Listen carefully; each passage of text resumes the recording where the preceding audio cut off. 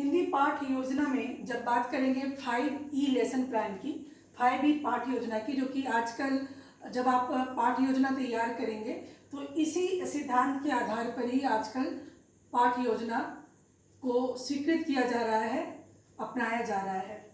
5E का मतलब ये है कि 5 ऐसे शब्द जो E से स्टार्ट होते हैं, जैसे कि इंगेजमेंट, एक्सप्लोर, एक्सप्लेन, इलेबोरेट और इवेल्युएट। ये 5 E से आरंभ होने वाले शब्द हैं और इसी पांचों शब्द, पांचों प्रक्रिया के आधार पर पाठ योजना तैयार करनी होती है। सबसे पहली बात है इंगेजमेंट।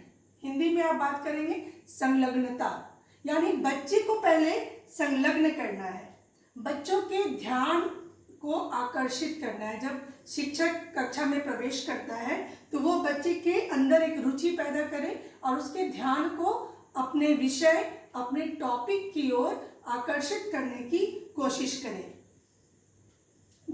विद्यार्थी का ध्यान अगर आपकी तरफ आएगा तो निसंदेह वो विषय में भी रुचि दिखाएगा।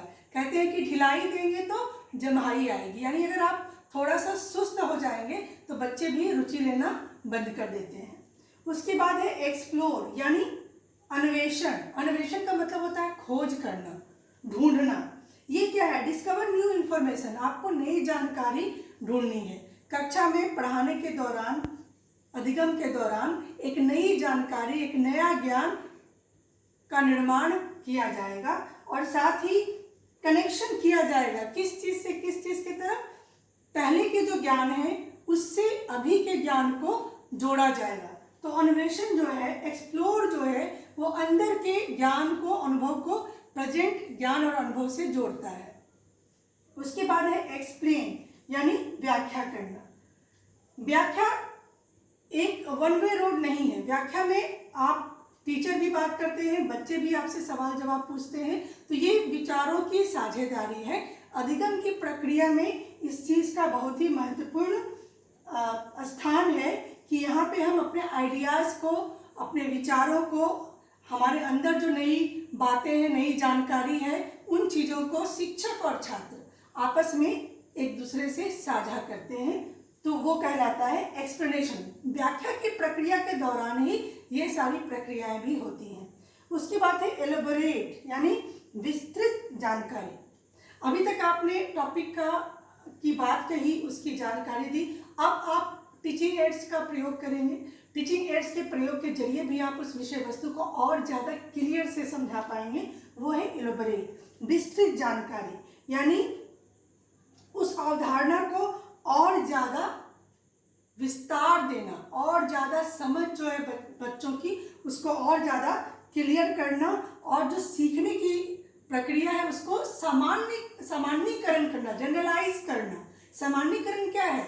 अगर हम किसी व्यक्ति के बारे में कुछ पढ़ा रहे हैं और एक उदाहरण देते हैं तो वो विषय वस्तु, वो टॉपिक, वो सब टॉपिक बिल्कुल स्पष्ट हो जाती है, बिल्कुल साधारण तौर पे बच्चे उसे समझ लेते हैं, तो वो कहलाता है एलोबोरेट। पर इसके लिए आप कोई भी टीचिंग एड्स प्रयोग में करेंगे तो आप विषय वस्तु को और ज़्यादा अच्छी तरह से प्रस्तुत कर पाएंगे।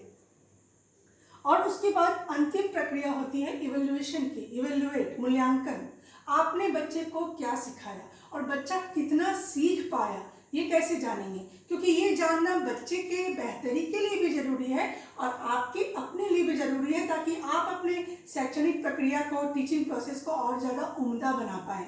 तो इसके लिए मूल्यांकन की प्रक्रिया है, जिसमें आप बच्चों से सवाल जवाब कर सकते हैं, कुछ जानकारी मांग सकते हैं। ऐसे भी हर अध्याय के अंत में बहुत सारे सवाल होते हैं। रिक्त स्थानों की पूर्ति करें, सही या गलत में टिक मार्क करें, वैकल्पिक प्रश्न उत्तर होते हैं, लघु उत्तरीय होते हैं, अति लघु उत्तरीय होते हैं और दीर्घ उत्तरीय भी होते हैं।